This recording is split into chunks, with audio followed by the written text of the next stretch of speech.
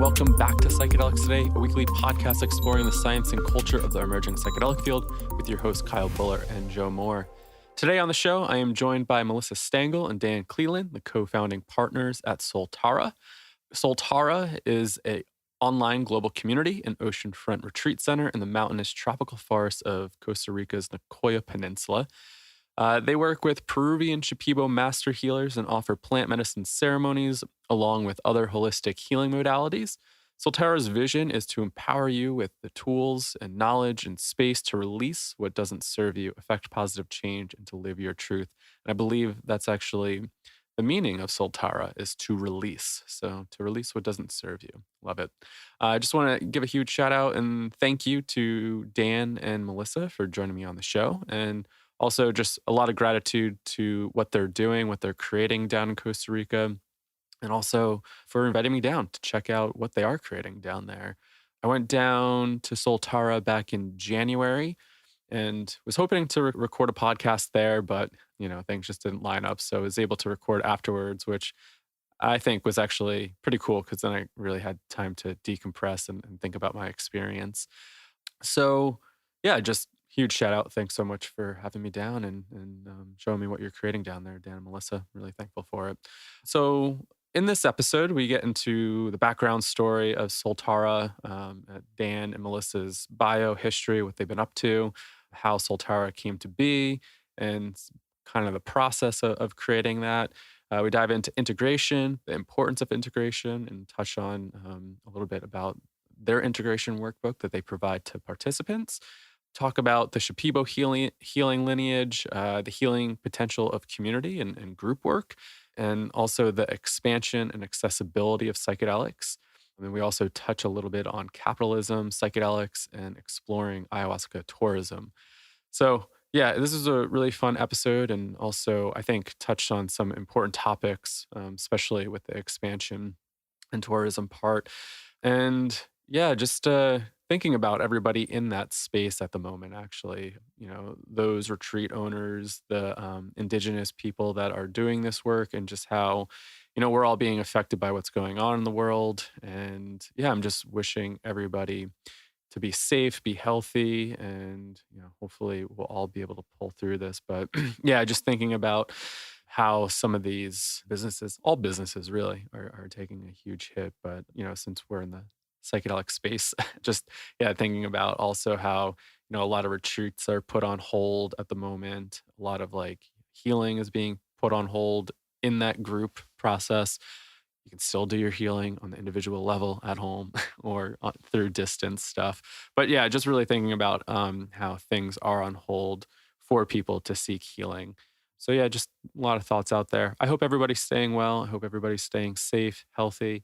It's been pretty chaotic. So yeah, I'm hoping that you've been enjoying the show and also finding maybe some new hobbies with some of this downtime. So yeah, just sending out some love to everybody and just thinking about everybody as well. So thanks so much for supporting the show here. And I really hope you enjoy this episode with Dan and Mellissa. Had a really fun time chatting with them. I think you'll enjoy the convo. And also, if you've been interested in learning more about Soltara, this is a great episode. Check out some of the background story here. If you want to learn a little bit more about my adventure down there in January, you can always go back into our podcast archive and check out the episode I did with Hallie Rose from the Thought Room podcast, where she interviewed me returning from Soltara and kind of get to decompress, integrate my experience with her. So that was really fun. You can go check that episode out to learn more about that as well.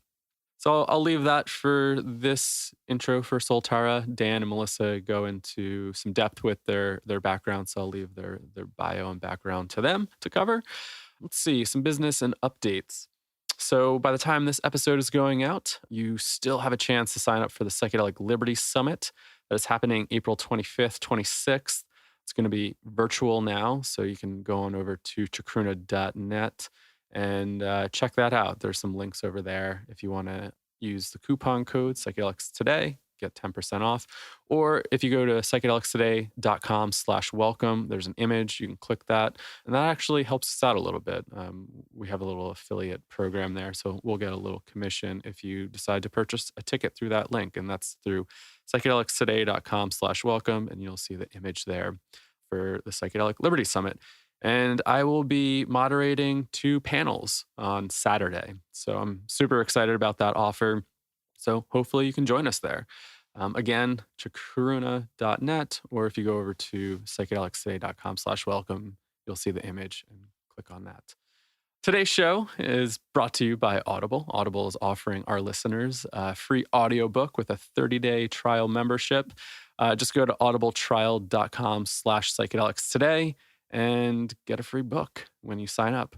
Joe and I have definitely been hyping up the audiobooks lately on our intros because we've been enjoying them. It's been interesting. I've actually been listening to some audiobooks a little bit more than some of my podcasts, and definitely some cool books. So right now, I'm about halfway through Eric Davis's High Weirdness, and a little bit of a teaser. We just wrapped up an interview with Eric Davis, so stay tuned for that and get to chat about his book.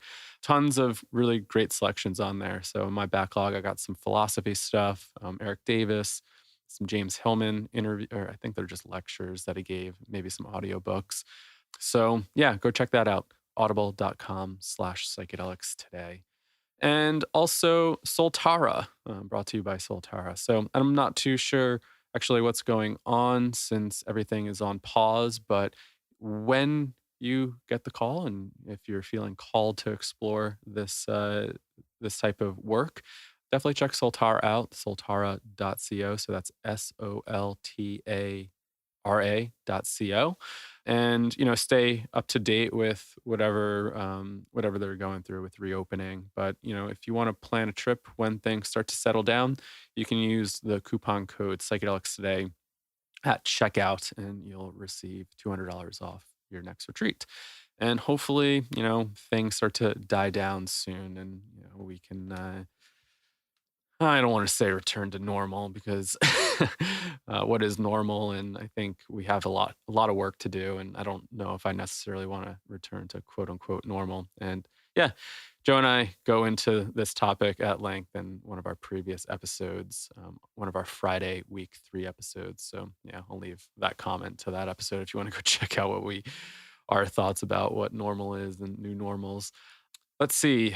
Also, our Navigating Psychedelics for Clinicians and Therapists course is currently sold out at the moment. So thanks for everybody that signed up. And if you're curious, you can still go over to psychedeliceducationcenter.com, check out the Clinician and Therapist course, and sign up for our wait list. If somebody, something happens, we can give you an email and let you know a spot opens. But stay tuned. We'll be launching new dates soon and shortly. So we'll keep you posted. And if you like the show, want to support us, subscribe, iTunes, Stitcher, Spotify, Apple Podcasts, wherever you listen to podcasts. That would be awesome.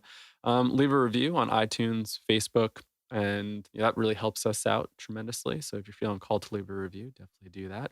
One of the best ways to also support the podcast is to share this podcast, share a post, share an image on Instagram, Facebook, wherever. That just helps us out. Share a podcast with your friend, colleague.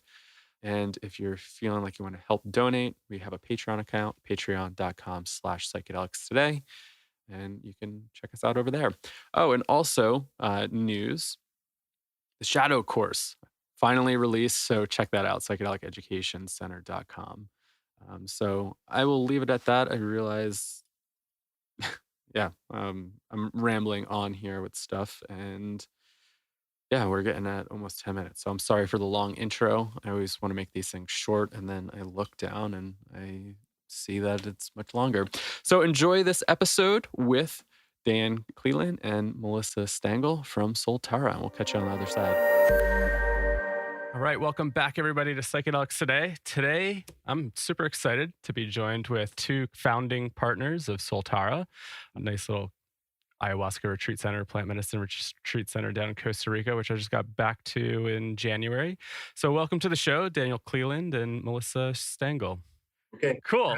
We got you back. Little technical difficulties there. So we'll have you introduce yourself. So we'll start, Mellissa, who you are, maybe a little brief background about what you do. Yeah, sure. So, nice to see you, Kyle. I come originally from the STEM field. I have a degree in engineering, and I did cancer research for a while. And I came upon plant medicines back in 2013, right when I was at a transition point my life, graduating college and kind of going along that corporate path, seeking a little bit deeper meaning to things as I was sort of entering into the cog in corporate America. So I ended up actually meeting Dan through the internet, as one does. He was leading trips down to Peru at the time to work with ayahuasca with Shipibo healers. And that felt like something that was just very right for me at that time, at that transition point. And it was pretty synchronistic, the timing of the specific trip he was offering. So after a bit of conversation, I decided to go for it. And the trip itself was really profound, kind of opened me up to the idea that there was probably a lot more out there that we had no idea about. And kind of coming from this very Western scientific framework and more of a atheist tendencies at the time, it really opened me up in kind of a new way. And so I still went back to corporate America for the next 2 years and tried to pay down some crushing student debt. But after 2 years, Dan had set up a center down in Peru and was expanding his team and was looking for an operations manager, which at the time I was doing for this big company.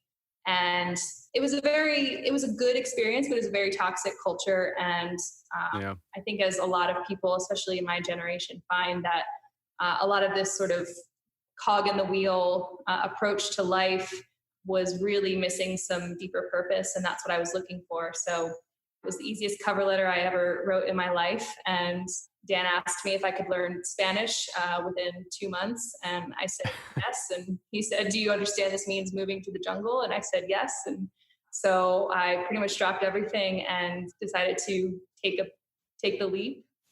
And I'm really glad I did, because I did that for 2 years and got the just amazing privilege to work with some absolutely wonderful healers, deepen my work with the plants through ayahuasca and different master plants through dietas in the Shipibo tradition. And one thing that really felt that the community needed more of after spending some time down there was a stronger support system for integration. And so later on, when Dan ended up finding this property and was like, hey, do you want to maybe start something in Costa Rica? That was something that I felt we could really take from that experience in Peru and evolve. And that's sort of what Soltara has become focused on, and still keeping the ties to the tradition. So yeah, it really feels like it's been led by the plants ever since they recruited me. But really happy to be here. Awesome. Yeah, thanks for sharing that. So we heard a little bit about maybe some of Daniel's background, but yeah, curious to hear a little bit more about you, Daniel. Well, I grew up in Canada in a small town in Ontario. Fairly normal upbringing, I would say. Very, very good upbringing by most measures, and good family life. Pretty much kind of followed the traditional kind of middle class trajectory. Like go to high school, find something you want to do in college, go to college, and then start working. I didn't really have very big ambitions at the time. It was kind of, very normal, very in line with the kind of the middle class area that I grew up in.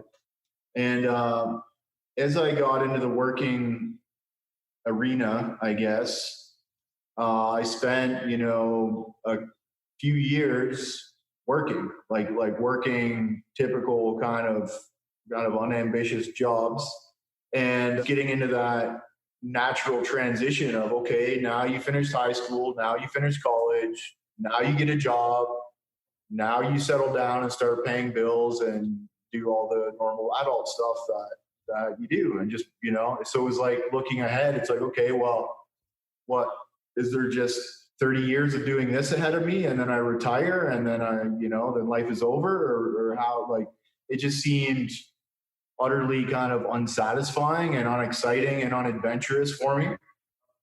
So yeah, I basically just was craving some adventure, and I started traveling. I felt a strong pull towards South America. Growing up in Walkerton, I was very close to nature for my entire upbringing. I spent a lot of time, running around in the forest and, hanging out with my dog in the forest and camping and taking mushrooms in the forest and all that good stuff. So when I was thinking about adventure, for me, it was always a pull toward more immense nature. So I felt a real strong pull towards South America because of the Amazon. Because, you look at the map of South America and there's this big green splotch in the center of it, right? Which you just look at that. If you're someone who likes forests, you look at that, you're like, holy smokes, that's just like the biggest forest on earth. I got to go there. So I started traveling in South America in like 2006. Started with like Brazil and then just really got a taste for travel for that culture. And so I wanted to continue.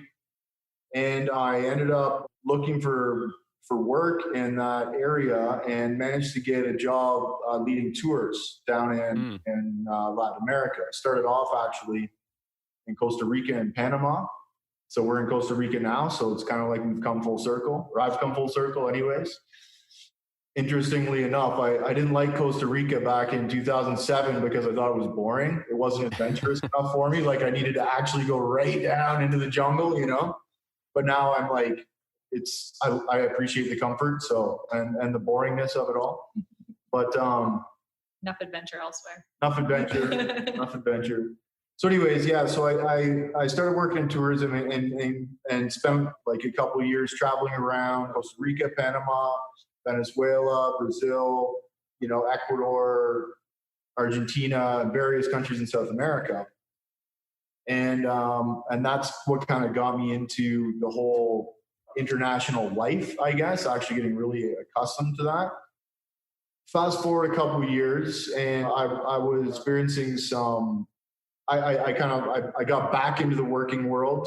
I had, after spending a couple of years and traveling around South America, I wanted to, I guess, further my education and become more professional in a sense.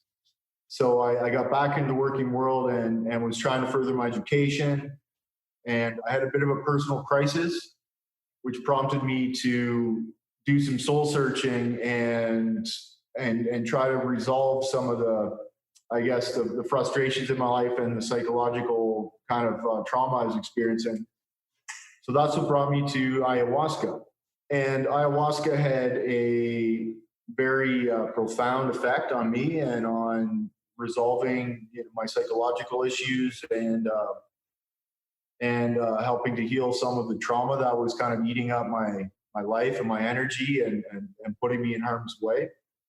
And so once that became part of my life, then I kind of naturally had this whole experience of spending all this time in Latin America, becoming one with the culture and with the area and with the languages. So then as I became more and more passionate about ayahuasca, and I was already passionate about tourism and traveling in South America and spending time in South America, a real affinity for it, then it became kind of a very natural progression to start bringing other people down to South America to work with the medicine. It was something I was very capable to do. It was a very easy transition. So I started off doing that little by little. And then as the people I was bringing down there continued to have really positive, really profound experiences, then I continued to take more people down. It was like in the beginning, I didn't have a very committed long-term plan to continue doing it. I was just doing it because it felt good, because I wanted to work with the medicine more, and then also because every time I would take a group down, people would have such incredibly positive experiences that it would prompt me to set up another tour. That tour would prompt me to set up another tour. So within the span of about a couple of years, I guess the trajectory took me to build my own healing center in Peru, which I did in 2014. and began actually running regular groups and regular retreats there, working with Shipibo healers. So Shipibo is one of the most better known tribes in the Amazon cultures that are well known for working with ayahuasca. It's a very integrated part of their culture. So not only is it an interesting culture, and they have an interesting language, and they're really good people, but you know, the allure of working with those most recognized for carrying the medicine was strong. So we began working with Shipibo, really enjoyed the whole process and their style of holding space and holding ceremony and running ceremony. And again, you know, things just kept being very impactful for our guests, for the people, and for ourselves, for the staff. You know, it was kind of like the first company I started, our motto was life-changing adventures. And it seemed like it was life-changing adventure for not just our guests, but for our team and the people involved as well. Yeah. Community too. And it the was community. A really awesome community that lent us the land, and we helped install solar panels into their town, and there was just like a really cool vibe with the whole town there. Yeah, and to this day, that community is still thriving. I later sold that retreat center to another person, and it's still operating. So that town is still seeing a lot of benefit from it.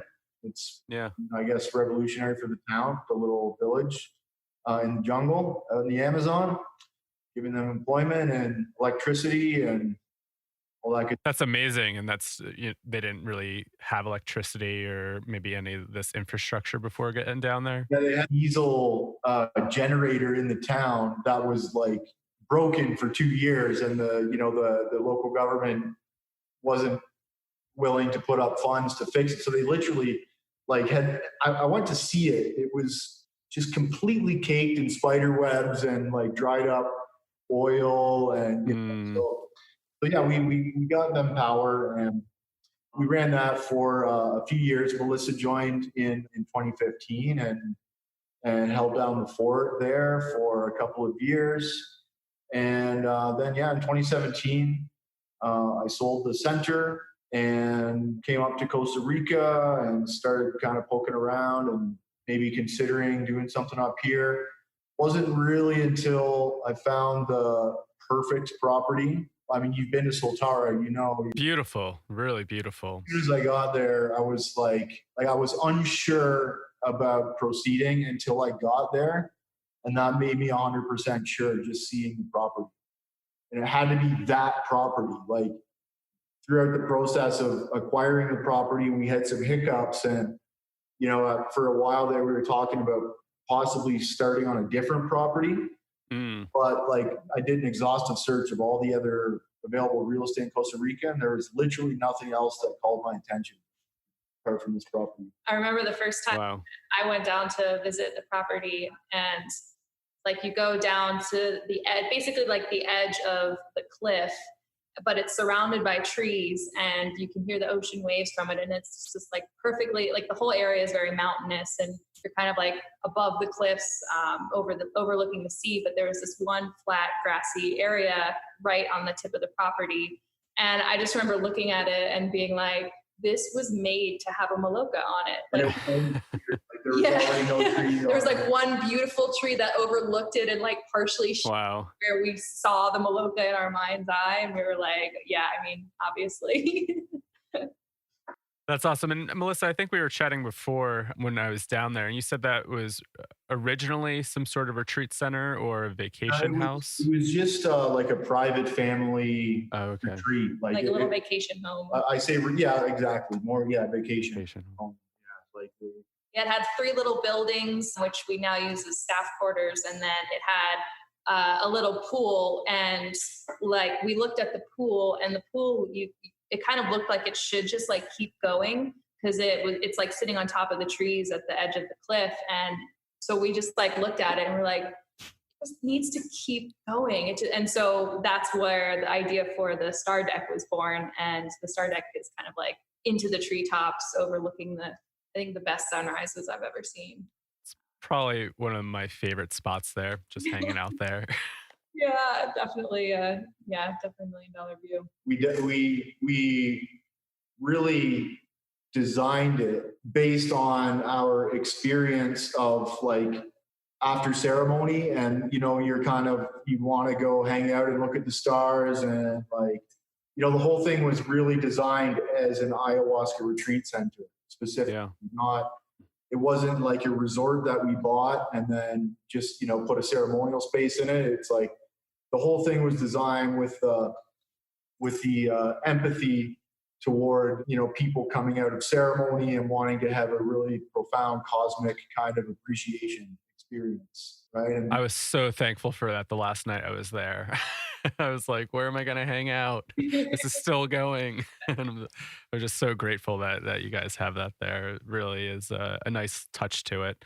And the land itself, I just got such a great vibe from the land itself and just really good energy there. So yeah, you're not the first person to say that. It's really cool. The person who was taking care of the property before we bought it just like absolutely loved that land, and he was a beekeeper, and he like kept bees on the property and just like went and showed us every tree and like shared about the local land and the flora and fauna, and it was just like and when you can just feel it, that's been something that's been really special and really integral to the medicine work too. You want to feel connected to the land that you're standing on, and totally community and things like that too. So definitely a privilege to be there. Yeah, coming from like an eco-psych perspective, like landscape is so big at times, like how the land speaks to you and what's around there. And I don't know, I kind of take that approach and just feeling landscapes, and definitely felt really special. It is pretty cool to bring the Shipibo healers that we work with up too, because a lot of them, all of them come from deep in the jungle, mainly the Pucallpa area in Peru, which is nowhere near ocean. And so it feels kind of nice to get to spoil them a little bit with ocean waves. And it's a very strong energy too. So that's been really cool to work with. And, bathing in salt water is always extremely healthy, I think, for cleansing all of that off too. Totally. So let's dig in a little bit. And you brought up that you wanted to touch on the pillars of Soltara. So can you share a little bit about that? Yeah. So, we shared come from working with Shipibo communities in Peru. And one thing that, we feel very strongly about is as this medicine expands into the world, becomes more popular, becomes more accessible to people, really maintaining this connection to the indigenous roots where it comes from. And for us, that really means having the Shipibo healers be the ones that are leading the ceremony, that are taking care of the guests and creating that energetic container. And that really everything that we do is to support that tradition. We're not traditional in the sense that there's a lot of discussion about what traditional even really means. We are definitely focused on keeping the roots and the ceremony space rooted in the tradition, but also understanding that most of the people that come through are Westerners. And so how are we to be good stewards of the medicine? How are we to honor the tradition? And how are we also to be this bridge between cultures? Because essentially that's what we're doing.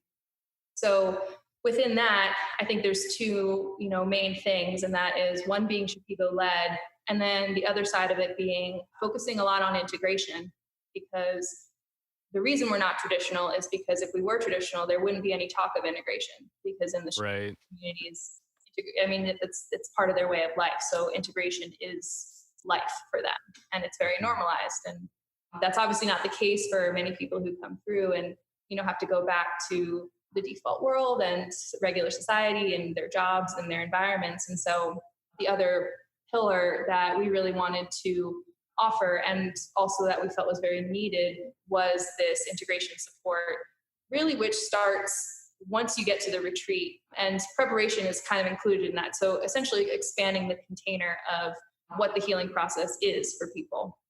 And so, one thing that we really noticed when we were in Peru and a lot of the other retreat centers that we came into contact with was that people would have these very profound and deep healing experiences on retreat and then, go back to the same patterns and processes and people and not really understand how to make any sense of it and kind of lose the essence of what it is that they gained during these experiences. And so we actually ended up collaborating with clinical psychologists who had years of experience with plant medicine, who were also trained in psychedelic assisted psychotherapy, and helped to create this program that is constantly evolving, but that we feel really frames the healing process as the retreat is the start of your healing and continue well beyond the retreat.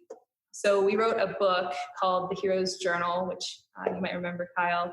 And essentially it follows a psychological treatment framework, but it's adapted to the ayahuasca experience. And it's also meant to be very accessible and not feel like homework. There's art in it and poetry and quotes and things like that. But then there's also, checking in with yourself and setting intentions, tools to work with what comes up in ceremony. Talk a lot about shadow work, reframing, understanding that healing's not linear. We talk about toxic positivity and how that can be a form of spiritual bypassing. So really just trying to help people navigate this work, which a lot of times is dark and is going into the shadows of the psyche. And then really setting up your own integration plan. So it's meant to be very self-led and self-empowered. What are the tools, practices, habits that you can start to develop now that, will help you reconnect to this space, the lessons and the insights. And then we also send out resources for 3 months after the retreat, work with a psychotherapist who does group integration calls monthly with anyone who's been through retreat, also offers one-on-one sessions. And so really just helping people to see, the hard work really does start when you get back home, which maybe you experienced, I'm not sure. Totally. It's always like a roller coaster, right? A lot of ups and downs. But that was the one thing that like really drew me to you guys. I forget how I originally stumbled across your work. And I mean, the couple things that really stood out was your advisory board with like Dennis McKenna and Gabor Mate and Bia Labate. And I was like, oh, wow, who are these folks? And then I think somebody reached out originally because you linked our resource in the book, and I was like, "Oh, cool! An integration book that they're giving out." I went to a friend's house who actually went down there, and I got to see it, and I was like, "This is really awesome that a retreat center is including integration and just a workbook in general into their programming." Because I think that's so important. And this concept of integration, I was just chatting with this with my breathwork teacher over the weekend.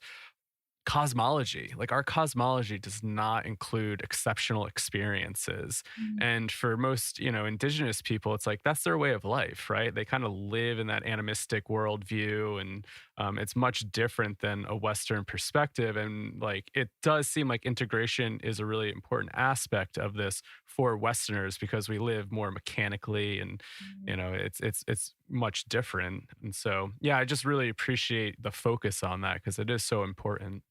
Yeah, and in that line of thought, one thing that I've had discussions with people before, and it's become obvious that in a lot of our Western culture, these ideas of rites of passage, which I think go along with, cosmology and these indigenous traditions and communities, where, a lot of our transition times in our modern life are actually shamed a little bit, like, oh my goodness, puberty is terrible and it's the worst period of your life, and then you have like a midlife crisis and it's like you're transitioning from like an adult to an elder, and really that can be a very sacred thing, but our society is like, oh, you're going stir crazy, go buy a Ferrari, and that's terrible, right? And so I do agree with you. I think this idea of ritual and ceremony and honoring this spiritual aspect of human nature and whatever that means for people, it's going to be different for every person,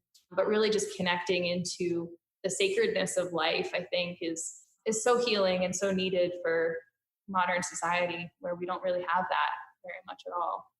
Totally. Dan, you have any thoughts about just the integration aspect with this work?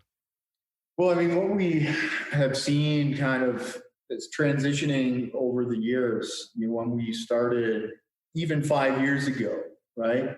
The majority of the focus was on the experience, and that was it's kind of even all the media that discussed about ayahuasca was this kind of sensationalism over how the experience is and the purging and the psychedelic visions, and it was kind of presented as this like silver bullet, this panacea that, if you drink ayahuasca, it changes your life and then everything is okay.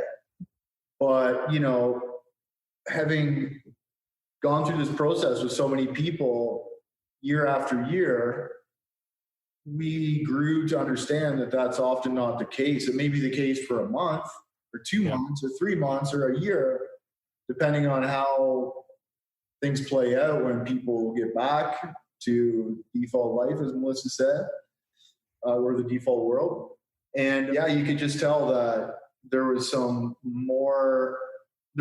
lacking in this kind of integration aspect of getting back to the world. So it's actually Mellissa who really wanted to bring it into our program at Soltara and stressed, from day one that it was something that we really needed to devote some resources to and some time and get some informed people in to help guide the development process. So, Mel developed this relationship with Bia, and this was something that Bia was also very focused on, and Bia had some other connections in the field with Clancy Kavnar and with Sharon Rafferty, both doctors, Dr. Clancy Kavnar and Dr. Sharon Rafferty, who are both licensed psychologists and experienced working with psychedelics and ayahuasca, and who came into the fold and helped to inform the development of the integration program. We originally got the idea for the book from you. This was back in Peru, and it was like later on, like towards the end of our time down there, and we were talking, and you came up with this like series of questions, and it was like a little mini workbook that was like, all right, like how do you actually take this and like enact change in your life and visualize and create a strategy to do this. And you came up with like a 10-page thing with questions and things to fill out. Drag, upgrade, reset. Oh yeah. And so like later on we were talking about integration, and Kendra, who helped with the kind of spearheaded the development of the book, we were all kind of talking about that, and she was like, I really wish that like I had something like this when we were going through that. And so basically, it was just like us creating everything we wished we had back in the day, because we all struggled a bit in our own way with integration. So all make our own mistakes. Not everybody lives at an ayahuasca center and can just, jump into the Maloka whenever you want. Yeah, what is that like? To be around the medicine all the time. Awesome. It's awesome. It's a really interesting lifestyle. It's not all flowers and picnics like people might assume it is, It's the hardest work I've ever done in my life, actually. I could imagine. I mean, the container, everybody's energy that people's bringing there and trying to contain all that and everything that's coming out. I'm sure you've seen some stuff. especially the frontliners, like the people who are running ceremony, working in the Maloka 7 days a week, during the day, kind of processing people's experiences, and at night guiding people through intensely profound, often disorienting psychedelic experiences. Yeah, our facilitation team is the true heroes of this work. Absolutely. And the healers too. I mean, nothing happens without healers and facilitators. Yeah, and it's amazing, the things that the healing and transformation that I've watched people come, from all walks of life. And it's so brave of people to really just dive into this work and into the unknown, and, to see the way that people pick up the pieces of their heart and soul and create a new mosaic and become whole again is just absolutely humbling. Like from every single, you talk about grief, trauma, depression, anxiety, Crohn's disease, lupus, diabetes, like there's just this whole spectrum of healing work that is done in there, and on all of these different levels: physical, mental, emotional, spiritual. And to me, I think that's really what holistic healing means, looking at the person as a whole person, as not just a physical being, but all of these other aspects too. I don't think we honor that quite enough in our society. Yeah, I don't think we do either. Yeah, and that's just so beautiful to be able to create the space for people to come together to do this type of work and explore. Because it's like, some people say, "Oh, it's not like I healed from this, but I developed like a different relationship to, this disease or this thing that I'm going through," right? And I think that kind of encompasses what you're saying. It's like the wholeness, right? It's like all these little pieces. And even the community aspect too, like you're saying, all these people coming together with this purpose of healing. That was one thing that I felt like was a kind of a pillar of the integration work too. Was we keep our groups relatively small. Some other traditions have ceremonies with, you're talking like 50, 60, 70 people. The Shipibo do it a little bit smaller, and so we have group sizes of 18 to 20 people per week. And that's enough where there's a lot of variety within the group, and some really, diverse people and dynamics, but it's also intimate enough that by the end of the week, everyone feels like a family, you're on a first name. Totally. And, I think that can be a really powerful part of the healing too, because in a lot of places that people come from, maybe they don't have people that they can connect with on this level. And just knowing that you're not alone, going through this is really powerful. Yeah, I think just reflecting on my own experience and even just like being in group work with breath work, it's like coming together as a group to sometimes people never even share bits and pieces of their life with like, their partners or people that are really close to. And then they meet a bunch of strangers and come together to do really intentional work. And it's like, the depths of somebody to the extent that nobody else in their life knows about. And I think like to connect authentically and to have a place where that's held is so healing in itself, right?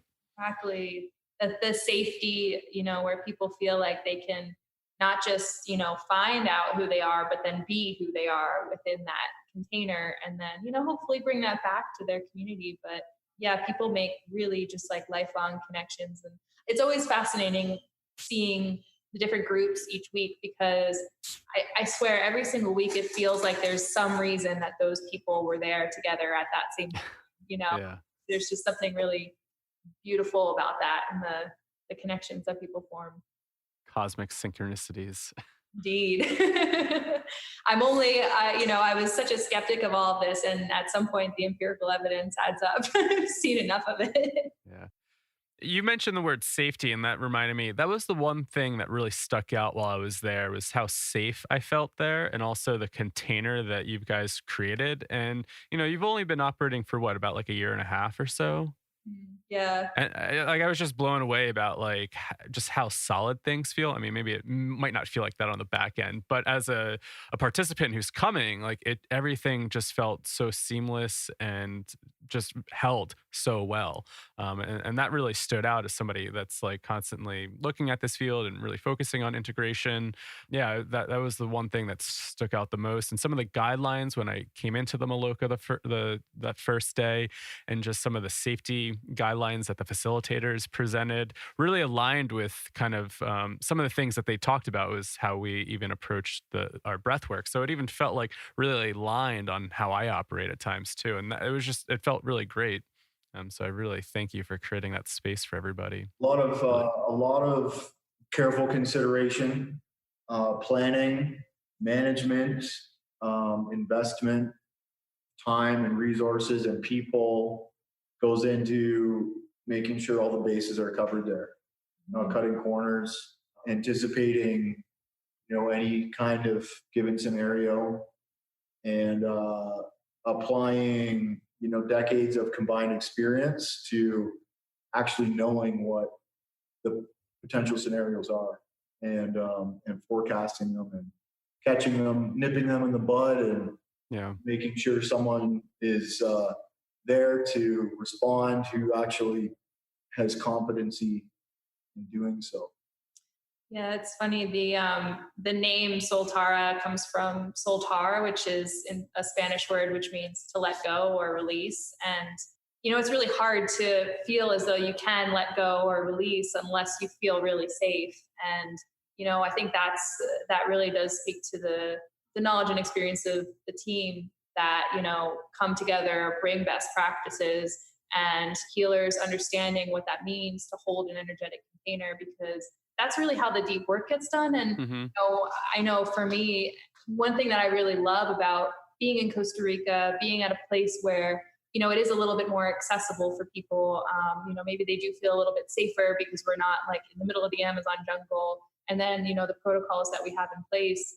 One thing that's been really beautiful to see is just the diversity of people that have come through from all ages and walks of life to whereas I think in Peru, it was a lot more, I would say like 75% male, 75% millennials, coming through. And here, it's much more spread out and diverse. And that's been a real pleasure and pleasant surprise, because I would really like to bring this tradition and connect people to it in a way that is accessible. And yeah, that definitely requires this feeling of safety. And you're already so brave just coming to do this work in the first place. So, Yeah, I think everybody in there was a lot of first timers in the group, and I was like, wow, yeah, it takes a lot of courage. And some people with like no psychedelic experience, right? It's that's, like, it's actually amazing how many people come through with no psychedelic experience whatsoever. And, I answer a lot of phone calls, and people ask me like, is that, okay, that I don't have any, should I work my way up to it? And one thing that I've found to be true is that it's great when you don't have any psychedelic experience, because then you don't have expectations. Beginner's mind. Yeah, it's like you don't have like this predetermined notion about how your experience should be, which actually allows you to surrender to what it is, and let go in that way, letting go of that control a lot easier. So yeah, it's really cool to see people come through when it's their first time, and man, it's amazing. Brings me chills and bringing me back to my first time. Yeah. I want to touch on a point about this idea of the expansion of psychedelics, and just curious, like, obviously you guys are playing a role in that by having a retreat center. And so, yeah, I wonder how you view this whole expansion of this field. I mean, it seems like every day something new is coming out, and it's really hitting all the mainstream headlines, and it's a really exciting time. But then I also wonder about, maybe some of the complexities here as well that maybe you guys see. Well, there is a lot of stuff happening. There are a lot of people interested in finding a way to capitalize in a big way on psychedelics, one way or another, as it seems that the trends are leaning toward decriminalization at minimum and legalization at maximum for things like psilocybin, MDMA, possibly even ayahuasca, and obviously with cannabis as well. So yeah, it's kind of it's a bit of a minefield, I think. And I've been approached by people who have a lot of capital and are interested in investing in psychedelics. They don't know what kind of psychedelics. They don't know really anything about psychedelics. They just know that psychedelics are going to be big. And you know what I mean? So it's kind of like, how much of that is just standard kind of capitalism, and how much of it is actually geared toward improving people's lives. Right. So yeah, to be honest, I don't really have a lot of interest in developing the next best kind of psychedelic transferable product that you can brand and market and consume. And I worry about that. I worry about how that is being propagated in the kind of investment space and the hedge fund space. And you know what I mean? There's a lot of money, billions of dollars, a lot of money from cannabis. People who had no involvement in cannabis, who now all of a sudden are cannabis advocates because they've got $10 million into a cannabis company, and these companies tend to be conglomerates and very big and very rich. And now they're making all this profit, and they want to get into psychedelics just because it seems like a natural progression that well, we're working with one psychedelic plant, might as well work with other psychedelics.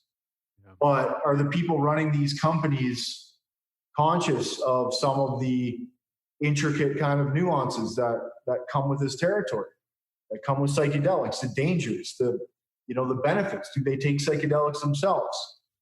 Those are questions that I am not sure are really being answered in this space of investment in the psychedelic space. But I know there's a lot going on.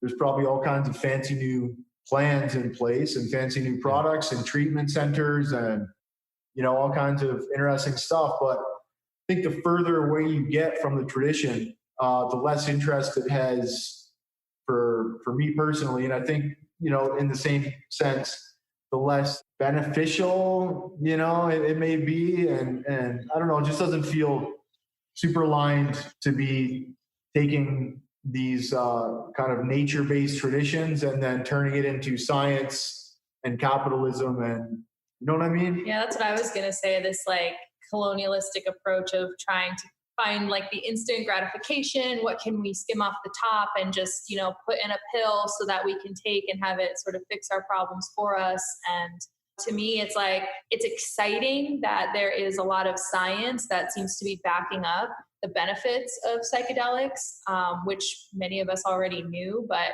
it's good to, validate that so that it can become more accessible for people who really need them. But there is a dark side to that too, where, people are talking about putting ayahuasca in a pill.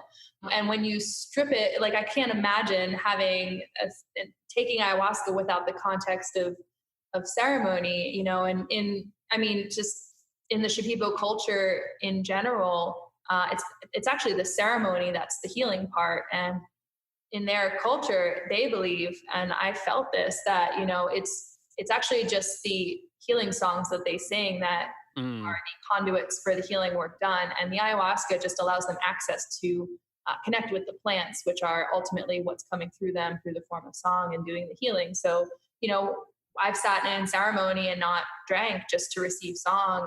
And we have people do that, all the time. And to imagine that all of a sudden you're in this clinical setting and, there's like maybe some flowers and an altar, but you're completely removed from nature, removed from the context of ceremony. That feels really dangerous to me, to be kind of taking that route. So I see why the science needs to be there on one side of things, but then on the other, I worry that it's going to fall prey to, the same way that, most of our healthcare system has developed, and it becoming just this physical substance essentially. Right. Yeah. This is something I really examined, I think, during my second ceremony. I had a lot of questions I was examining about kind of this psychedelic renaissance. And, as one of the maestros came over and started singing to me, there was just this immense gratitude to the tradition and being like, wow, I actually know nothing about these plants because they're not part of my culture. They don't grow in my backyard. I really don't know anything about them. I understand psychic space, I think, a little bit, but the actual tradition around it, that feels so special. And I just had this immense gratitude for the tradition there. And I was really trying to examine which way are things going as this starts to become, more mainstream and more people are talking about it. I didn't have any straight answers, but to really reflect on this and being in the psychedelic space, quote unquote, and having this podcast and thinking about how we're operating. And I'm just it just felt so sacred to me at times, right? And I like that you guys focus on these small group sizes. It felt really safe that way. And as you mentioned, there's definitely some places that just have a bunch of people, right? Yeah. 50 to 80. I'm like, whoa, that seems like a lot. Yeah, and I think too, the reciprocity and the really allying with the indigenous communities, that this is really their medicine. This, they are allowing us access to it, but to kind of try and take that access and not have any sort of reciprocity to the communities or the land or the Amazon jungle or indigenous rights, and like how do we incorporate this alliance with them as we move forward? Because I do feel like if we fall prey to sort of this scientific capitalistic approach, then ultimately there's this is probably a whole other podcast, but this Right. of cultural appropriation and really disconnecting from the roots, and like ultimately that doesn't serve anybody. It doesn't, so it's definitely a line that I think the psychedelic renaissance is walking, and it's one of the reasons why we are very careful not to call ourselves authentic. We're not calling ourselves tradition. We work within the Shipibo tradition. We're guided by Shipibo healers. But, even in the language, it's like we try and be very cognizant of, we're not promising an authentic indigenous, even though those Right. words can be dangerous and disrespectful. And so, yeah, trying to have that awareness as much as we can, coming from a place of being non-indigenous. Mm-hmm. Yeah. And I wrote something down a little bit earlier about just ayahuasca tourism and the impact it has on communities. And Dan, you were saying something about the power, and I'm thinking about this double-edged sword here, right? Where you hear of like the harms that it causes the communities, but then also the benefits too. And I wonder if like you saw the pros and cons of that while you were down in Peru working with that center. Yeah, well, based on what I've seen, I think this phenomenon of ayahuasca tourism has been incredibly beneficial in most of the most ways. For example, we are actually expanding the work. We're not taking work away from the indigenous, right? Like by expanding the infrastructure, making safe places like this that kind of cater to sensitive and kind of uncomfortable Westerners who don't have it takes a certain kind of capacity to make a trip down into an indigenous village. You don't speak the language, you don't trust anybody, you don't know anybody, you don't know how to navigate through a village in the Amazon, you don't know how to arrange transport, you have no one looking out for you. Like that's just not possible for the vast majority of people. Mm-hmm. So actually expanding out this infrastructure, making these platforms, these bridges, has actually allowed a massive increase in shaman as a profession, as a good paying profession in the Shipibo communities, right? Like our healers that work with us are getting very, very good pay, basically, right? Which is just kind of not even within the realm of possibility in Peru, let alone in a Shipibo village, right? Where most of the actual activity is subsistence, farming, fishing, cultivating plants, making arts and crafts and selling and things like that, but not a lot of really high paying work. So the actual advent of places, provided these places are employing indigenous people and not replicating that through pre-recorded music or things of that sort. You know what I mean? Right. Having indigenous trained facilitators or healers leading a ceremony who, aren't actually contributing back to where the traditions came from. But not only has it created a lot more high-paying employment for indigenous healers, it has also served to reinforce their cultural heritage, right? By encouraging youngsters to follow that path instead of saying that, instead of perhaps going to Lima to work in some other industry, that there are youngsters that are actually studying curanderismo, their traditional practices, because now it's not only a cultural heritage, it's actually something you can do and earn a really good living and provide also employment for your family. Like, for example, preparing ayahuasca, that's a multiple person job, right? Like, so that is another source of revenue for the communities. Like, as the global expansion of ayahuasca is taking place, even just the demand on the plant itself, means that Shipibo communities are now cultivating ayahuasca, cultivating chacruna, preparing the medicine, and now able to sell a valuable product that comes from their jungle, which is grown inside their jungle. You don't cut down trees to grow ayahuasca. You grow ayahuasca in and amongst the trees, right? So it's actually creating a lot of economic activity in those villages, which is grounded and anchored in their own traditions, right? It's not exploiting, provided there's an adequate reciprocity and provided you're not replicating their traditions elsewhere and not sending anything back. Mm-hmm. Of course, there are some pitfalls that have taken place. Of course, there have been, in some hotspots for ayahuasca tourism, there have been like charlatans and people being taken advantage of. But I think that has actually gone down in frequency as people become more and more educated Right. about how to find a secure place to go. And with the internet, you can, you search someone's name and you find everything about them. So, people who are doing bad work often get called out very quickly, and people who are doing good work often have the track record to prove it.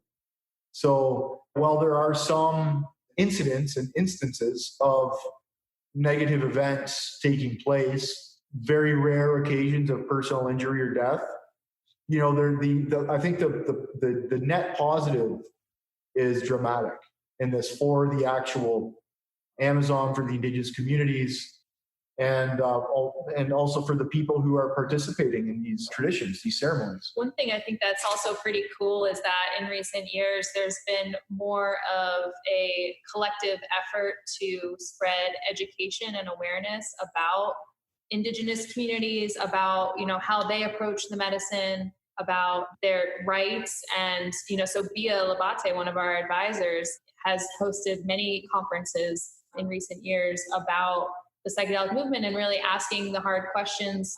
She held one in Mexico called Plantas Sagradas de las Americas, and it was inviting indigenous leaders from all over the world to really talk about this movement and what's happening and making sure that, their voices are at the forefront as well. And I think that needs to continue. I think actually it needs to happen more as well, because one thing I've noticed on the sort of Western side or global Northern side of the psychedelic renaissance is that there seems to be a lot of like experts that are generally white men, and there's not really a whole lot of indigenous representation at a lot of these psychedelic conferences in the global north. But one thing I really love about Bia and what's really happening there is that she's trying to bring these different cultures together and have productive discussions about how to move this movement forward in a way that is inclusive of all of those voices.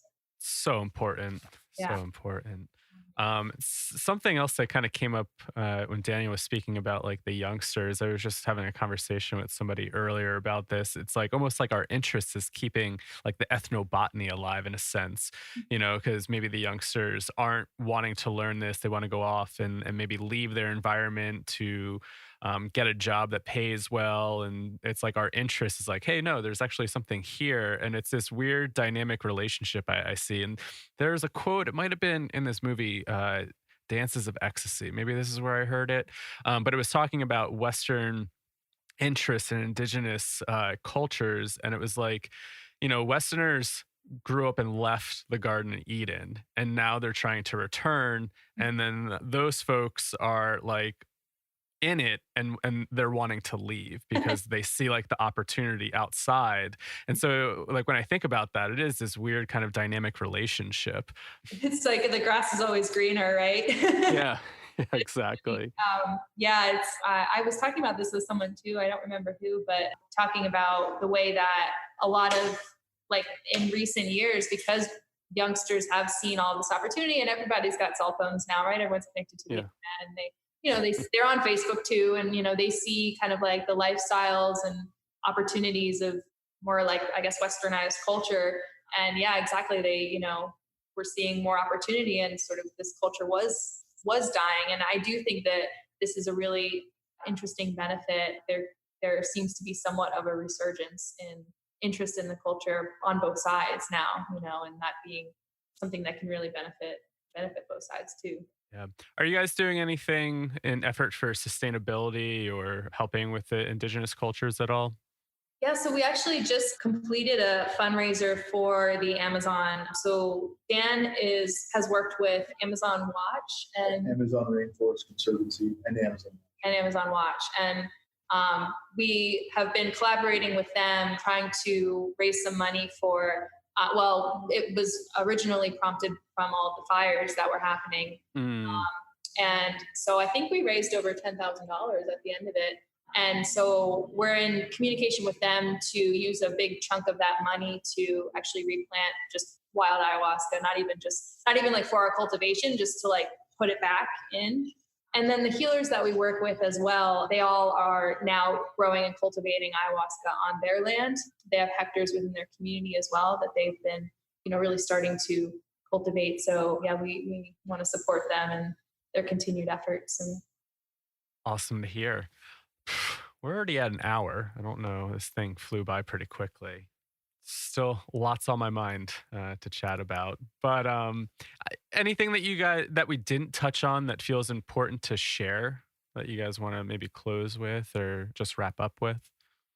I guess if you'd like to get a more intimate look into someone's experience and process with ayahuasca at Soltara, the movie Reconnect just came out on the London Real platform, and that was a pretty cool project for us. Brian Rose came through our center right when we opened and drank medicine with Dennis McKenna, who came down at the same time, and they went through ceremony together. And then the story is him kind of going back to the default world and in London, and sort of trying to integrate that whole experience, which he said it was a very profound experience for him. And so it was a movie that like brought us a lot of joy to see, and we were there when he was there, and then we watched him integrate, and then to kind of hear his story being shared super vulnerably, I think is really Mm, really powerful for people. I think people can take away stuff from it. So I've had a lot of people reach out to me and say it was incredibly well done. We have yet to send it out to our mailing list, but that's probably something I'll do tomorrow. cool. Is that going to be available online or? Free online on the London Oh, it's free. Oh, sweet. at reconnectmovie.com. And the hashtag is #reconnectmovie. Awesome. Well, that's exciting. I really wanted to see that movie, so I'm glad to know that it's online. I wasn't too sure if they were doing kind of like how Fantastic Fungi select viewings in theaters and how some of these smaller films are doing that. So that's awesome. Sweet. and he wanted to try and make it as widely available. I think it definitely seemed to affect him like in the direction of his company too. So yeah, super, super happy with how that turned out. Awesome. Well, thanks so much for joining me here today. I mean, it's just been awesome chatting with you guys. And like I said, I'm just so thankful for the opportunity to come down, check out what you guys are doing. Wonderful work. And again, like just the level of safety I felt there and just the container that you've created just really like stuck out for me. So I just really appreciate what you guys are doing and how you're doing this. So Likewise, Kyle, thank you so much for being such an awesome resource and, platform for people. You were, like I said, on our resource list since the beginning. So thank you for trusting us in your journey too. And yeah, doing the work that you're doing. Yeah. And so where can people find you? Base with you. Yeah, likewise. And so where can people find you? People want to learn more about your retreats and whatnot. Yeah, so soltara.co, soltara.co, or just search Soltara Healing Center. Yeah, feel free, give us a call, shoot us an email. Love to chat and yeah, continue the work. Awesome. Well, thanks so much, Mellissa and Daniel. Until next time, unless you got something else to close with. Thanks so much. Thanks, Kyle. All right. Welcome back, everybody. I hope you enjoyed that episode with Daniel and Mellissa from Soltara. Definitely check out what they're doing down there. As I mentioned in some previous podcasts, had a wonderful time down there and just really appreciate the work that they're doing and how they really have everything set up. So soltara.co. And again, in the future, when things start to settle down, or maybe you're listening to this in the future and things have already settled down, you could use a coupon code Psychedelics today, $200 off if you book with that coupon code. Yeah, any questions, comments, anything like that, feel free to email us, psychedelicstoday@gmail.com. Love to hear any feedback, anything like that.